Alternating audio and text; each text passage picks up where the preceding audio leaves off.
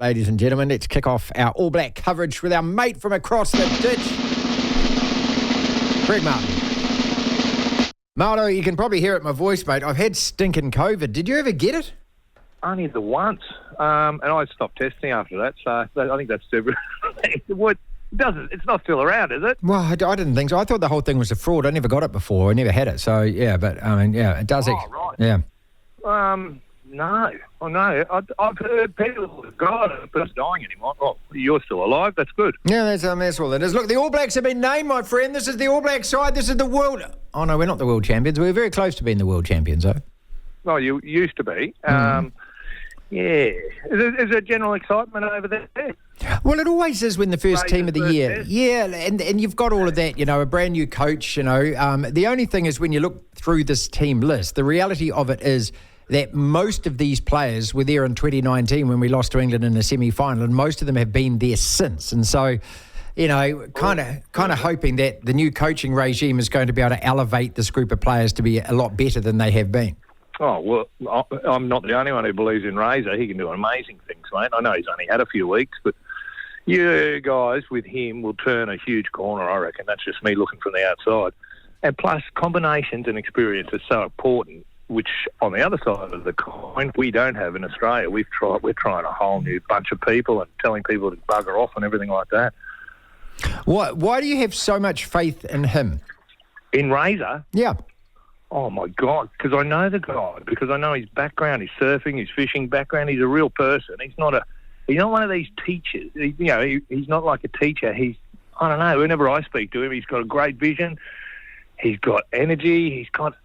He'd be a coach. You think about being a player, and I'm older than him, so you think about being a player for Razor, you just go, I'll do anything for you, and I reckon that's such a huge thing. If you don't understand the coach, like Eddie Jones and stuff, if he's cryptic and messages results like the Wallabies got, but you got Razor, and you see what he's done with the Crusaders or his whole career.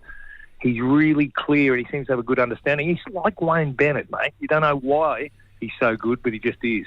He creates a bond with the players. Isn't that the way you see Razor or not?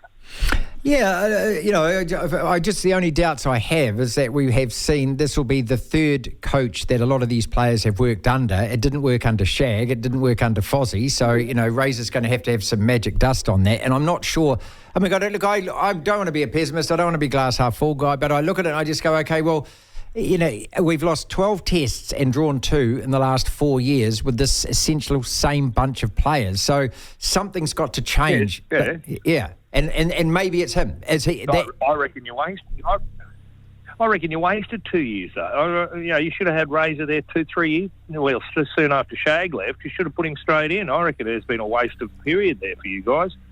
And he'll bring him forward. Oh, well, mate, I've got faith, and I'm not even a Kiwi. Okay, well, having said that, all of these players backed Foster, although did they just say that? I don't know. But look, we're playing England, and the first thing you've got to do is win the first test of the year. We're playing the pasty-faced cuddle monsters, aren't we? And so let's give them a dickin' and see what happens. Oh, and you guys have been playing hard-ass Super Rugby for the last few months, whereas the English haven't really been they've been doing their own thing, but they've got a whole lot of new faces.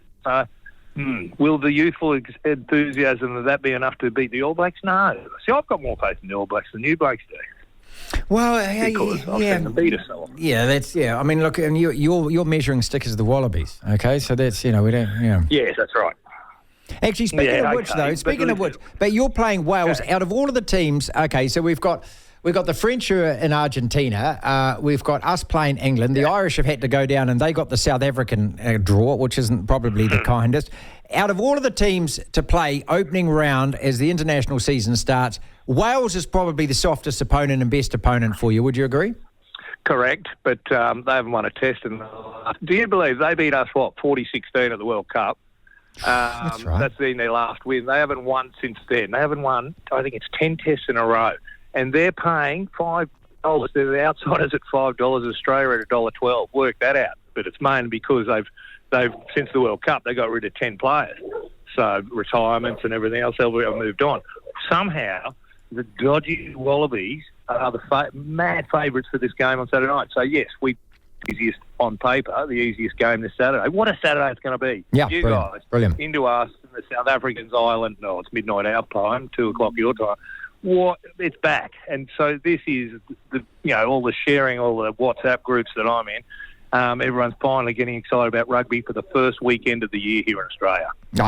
Nothing like it, is there? I mean, as I say, first test of the season, it's in Dunedin, so we know it's under the roof, so the weather's not going to affect it. And there's always something when a brand new coach arrives. You see, this is what I'm trying to get at. Has Joe Schmidt done the same for you and your guys? All your old Wallaby mates, you're going, okay, we've had Dave Rennie, we've had Eddie Jones, mate, now we've got Joe Schmidt, now it's going to change. Yeah, well, cool, mate. That's what I always say to you. Or what does football want to offer? What does every team want to offer? Hope. Because we had no hope. We were hopeless. It was a joke. Everyone was bagging rugby into last year after the World Cup. And finally, no one's talked about rugby much because it's been not a very good Super Rugby season. But now everyone's going, Joe, we believe. And he's made lots of good noises. And I don't know if you've seen in the last 24 hours or so, they've released, he's gone, no, don't want him. There's all these guys on the fringes of the Wallabies where you'd offer them hope. Personally, he's gone, no, you can bugger off, you can be released from your contract. So they're all going overseas. 2 of them are going to rugby league. You've probably read about that. So he has turned the page completely. He has put a complete full stop on the Eddie Jones era and said, righto, we start right here. So you imagine some of those young blokes who are being given a chance. There'll be, I don't know, 3 or 4 debutants in the Wallaby team. So we don't know, but what we've got sitting here right now is hope that Joe actually can turn things around in 2 weeks' preparation.